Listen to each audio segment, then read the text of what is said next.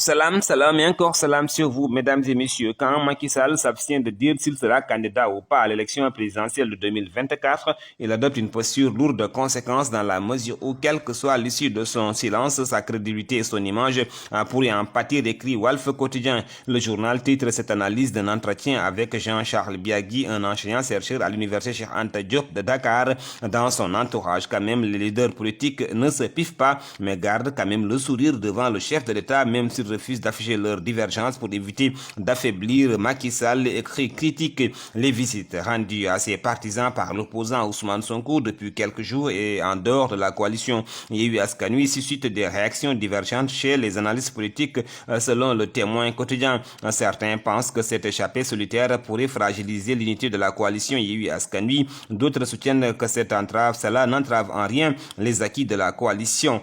Tempête au palais, titre enquête affirmant que la nomination de Matar Ba, ex-ministre des Sports, au poste de ministre de chef de cabinet du président de la République a fait l'effet d'une bombe. Pape Samba Diop, un fidèle parmi les fidèles, était pressenti pour le même poste, ajoute enquête. Et selon Vox Pop, Macky Sall a fustigé la déloyauté de certains de ses anciens collaborateurs lors d'un séminaire gouvernemental tenu récemment au Palais de la République.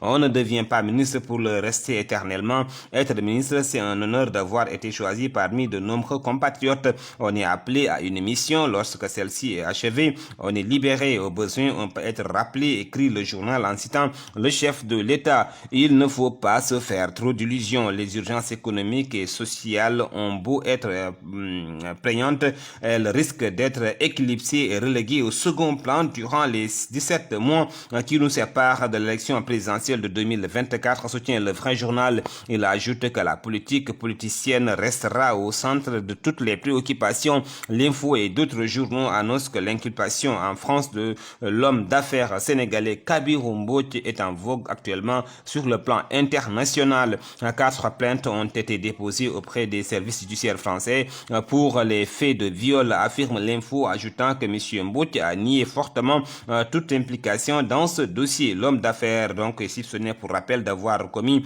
3 viols lors d'une même soirée et un 4e plus tôt dans l'année, lit-on dans Libération. Le quotidien note que le fondateur de Wari, une plateforme numérique de transfert d'argent dont les activités sont à l'arrêt au Sénégal, a été placé sous contrôle judiciaire, mais il continue de nier évidemment les faits, écrit le quotidien. Le mis en cause, qui nie tout, estime que ses présumées victimes ont inventé cette affaire pour lui soutirer de l'argent, affirme Busby Le Jour. Et en sport, on en parle aussi. J-30 pour la Coupe du Monde de football au Qatar. Viewsport rappelle que dans 30 jours précisément, les 32 nations engagées dans cette compétition vont illuminer le monde de leur talent. Une compétition planétaire qui se tient tous les 4 ans. Salam sur vous, mesdames et messieurs.